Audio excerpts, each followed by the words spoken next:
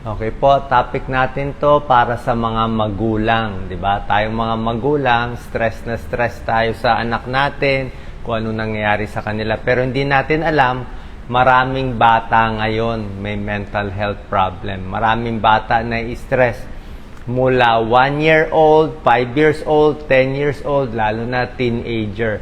So iba-iba ang sintomas ng stress, depende sa edad. Minsan kasi iniisip natin, bata lang yan eh. Ano bang ikaka-stress nung bata? Pero para sa kanila, malaking bagay na yon. Yung may pagbabago sa pamilya, malaking bagay na yon. May bagong anak, magkakaroon siya ng kapatid, big deal na sa kanya yon. Nalungkot siya sa kaibigan niya, may issue siya sa friends niya, sobrang laki na para sa kanila. Nabubuli sa school, hindi makaaral, mga peer pressure, iba't ibang age, iba't iba ang kinaka-stress nila. At para sa kanila, yun na yung mundo nila eh. Kaya talagang hirap na hirap yun. Actually, maraming bata yan, yung iyakin ng bata pa, di ba? Alam mong stress siya. Anyway, ito lang yung mga general symptoms, pero bibigay ko sa inyo per age. Umpisa natin 0 years old mula panganak hanggang 3 years old. Yan, 1 to 3 years old. Usually, pag ganito, mas madikit sila sa nanay nila. Pag stress sila. Mas madikit o sa yaya nila. Yung kain at tulog nila, medyo nagbabago. Irritable, di ba? Mainitin ng ulo at halatang matatakutin. Yan, 0 to 3 years old. Tapos, mas umiiyak. Very obvious. Pag iyak ng iyak, alam mo nang stress yun eh. Hindi naman iiyak ng hindi stress eh. Pagdating ng mga 4 years old up to 6 years old, okay? Pag 4 to 6 at mas matanda pa later, usually yung ugali nila, let's say, dapat 4, 6 years old, di ba? Naglalaro na yan eh. Nakakausap mo na yan eh. Pero pag yung ugali nila bumabalik sa pagkabata, yung hihiga na lang, o magchuchupon na lang, hindi na lang kakausap, alam mong nagre-regress siya, nai-stress siya. Ayaw na maglaro, ayaw na magsalita, hindi na active, hindi na makafocus, di ba? So pag nagbabago yung ugali, posible na stress siya sa bagay na hindi natin alam. Pagdating ng mas matanda, ayan 7 to 12 years old, medyo iba na to, nag-aaral na to grade school na to. So, pag nag-aaral na, medyo iba na yung sintomas ng stress Aggressive na siya. Minsan nagwawala na, nanununtok na. Aggressive, restless na. Tapos, itong 7 to 12 years old, meron na silang sinasabi na guilty sila, self-blame, sinisisi na sarili nila, paulit-ulit yung kwento nung stressful, nung palagante, pinagalitan siya ng teacher niya, o nasabihan siya ng classmate niya, paulit-ulit na lang. Okay, so hindi na po magandang senyales to, kasi ibig sabihin, super stress na yung bata. Siyempre, pag hindi na makaaral sa school, mababa na yung grade, kung saan-saan na lang nakatingin, alam nyong meron siyang ibang nararamdaman. Ayan, ito mga age, mga guys, 7 to 12 yan Clingy than usual, mas madikit, ayan laging clingy. Very restless, ayan malikot. Laging masakit ang tiyan. Yan ang favorite ng reklamo ng mga bata. Masakit ang tiyan, kahit wala naman isasakit ang tiyan. Siyempre, pag sobra kang stress, mamaya papakita ko, may physical symptoms yan, magtatai pa yan. Iba na yung kain, wala nang gana, lalo na yung tulog. Napakahalaga ng tulog ng bata. Pag hindi na natutulog, bad sign yun. Diba? Sabihin, hindi na siya, bata pa, dapat haba ng tulog. Marami iniisip na negatibo, mabilis magwala, sumigaw, walang kabagay-bagay, biglang sisigaw. Ito, nakita mo nila umiiyak. Nakita mo nila umiiyak. Hindi na makafocus, hindi makafocus sa libro, nakatingin na lang sa toy niya. So, alam mo, may anxiety na siya, may nervous na siya, may stress na siya sa batang edad. Ito naman, physical signs. Okay? Physical signs, ibig sabihin, Ano yung medical symptom na makikita natin? Yan ang mga physical signs niya. Physical signs, laging pagod. Masakit ang tiyan. Yan, very common. Tummy, nauseous, nasusuka. Sumusuka, masakit ang tiyan, nagtatae, pati dibdib. Sasabihin niya, sakit dibdib ko. Usually, bata, imposible naman magkasakit sa puso, bata, di ba? Unless may congenital heart disease, unless may murmur, unless may buta sa puso. Siyempre, papacheck mo, wala naman, normal, pero sabi niya, hirap ako huminga. O, masakit yan mo, worried na worried ka. Headache, bata, sabi, sakit ulo ko. O, pero, malamang stress, di ba? Pero siyempre, pinapacheck pa rin natin sa doktor. Hindi natin masabi, mamaya may ibang problem pala. Dizziness, nahihilo. Ito, shaking. Nanginginig. Nanginginig siya, oh. Laging pawis ang kamay, pawis ang paa. Yung paa, naninigas, nag-shake, dry yung mouth. Masakit lahat sa katawan. Nagbabago yung kain. Ang lakas ng kabog ng dibdib. Parang may umuugong, sinasabi. Blurred vision. Hindi siya makakita. Parang nabubulag siya. Sa sobrang stress yan.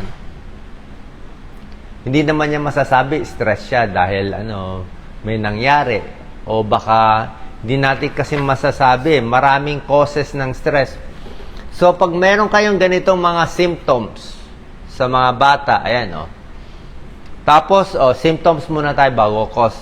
Minsan, yan headache, bedwetting, umiihi sa kama, nightmare, ito po hindi maganda. Oras na binabangungot ang bata o sumisigaw habang nananaginip, may stress yun. May stress yun. May subconscious yun. Hindi niya malabas, kaya nga sa bangungot lumalabas. Ganun nangyayari. Temper tantrums, withdrawal, anxiety, trigger. Baka may bagong kapatid, nagbago ng school, nagbago ng teacher, sa classmate may issue, yan ang mga issues natin.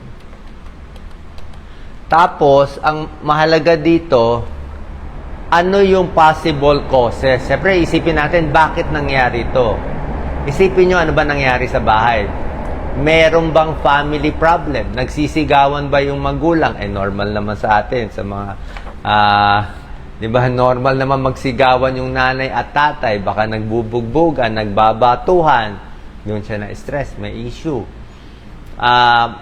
Baka maghihiwalay ang magulang. Merong pagbabago, kahit mukhang positive. Let's say, lilipat ng bahay, lilipat ng lugar. Diba? Sa friends sa school, baka walang kaibigan o hindi pinansin ng kaibigan, nabubuli. Common yun, nabubuli.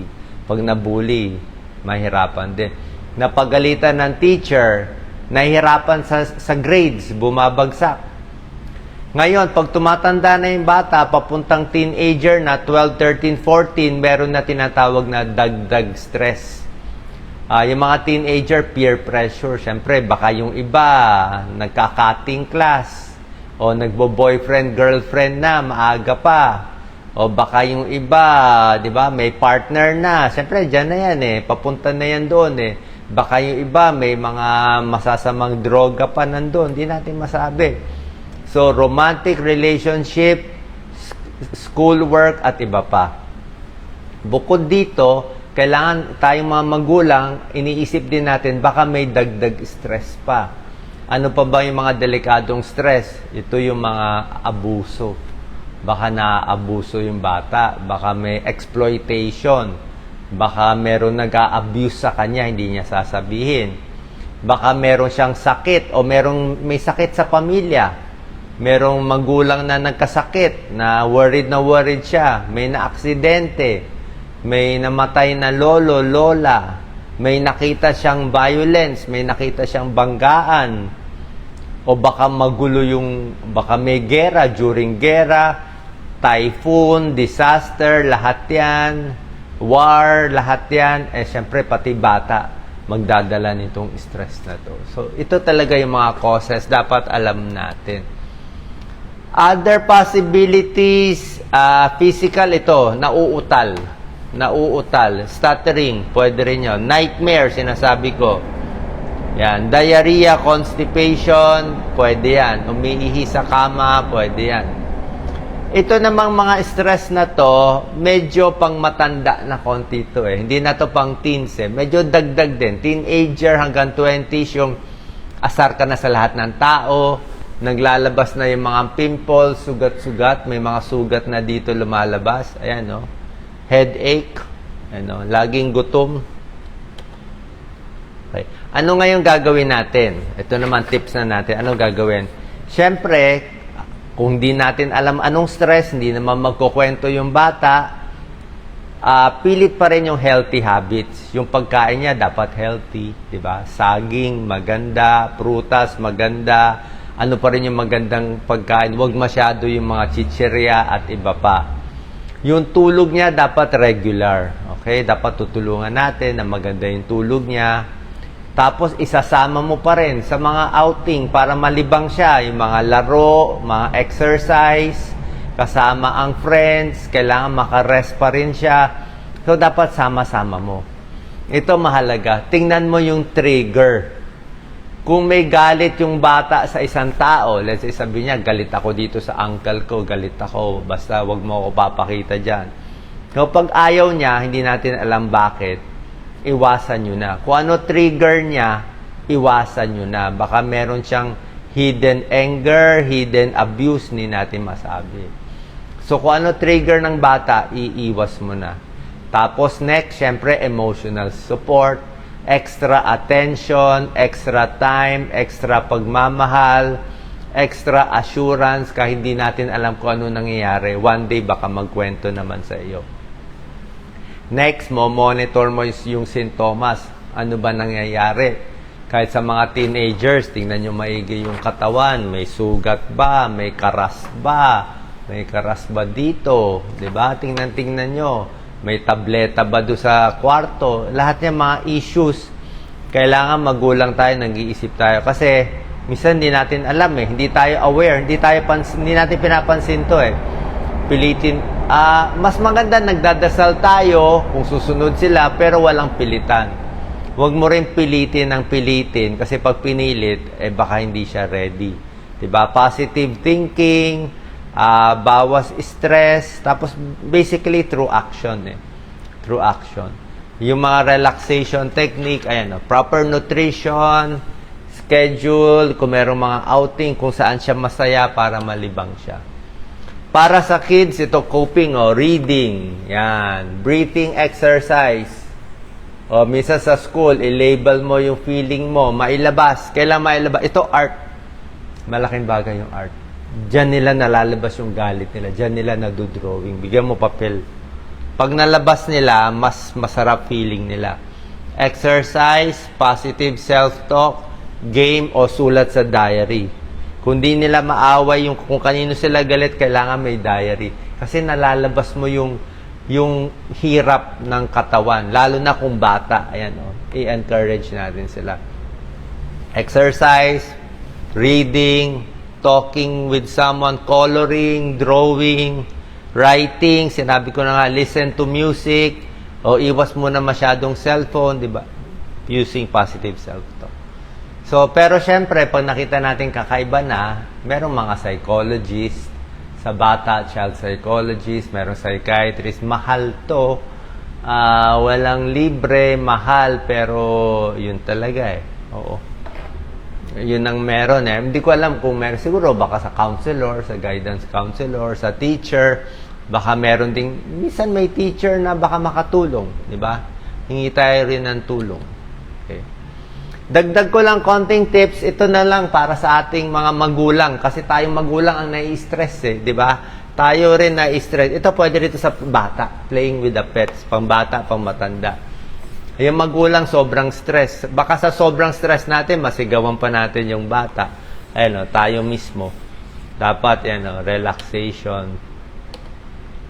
Listening to music. Tapos tayong matanda at bata, stretch. Kailangan maraming stretch kahit nakaupo. Balik din ng stretch para makapahinga. So, every day, may choice tayong mga magulang mag-stress o practice peace. Practice stress, practice peace. Dito tayo. peace at pagmamahal. At syempre, minsan pag na-stress tayo, mas maganda rin tumulong sa ibang tao, mas nakakabawas ng stress. So, pagdasal lang natin yung mga anak natin, alam na natin itong mga symptoms, and good luck po sa ating lahat. God bless.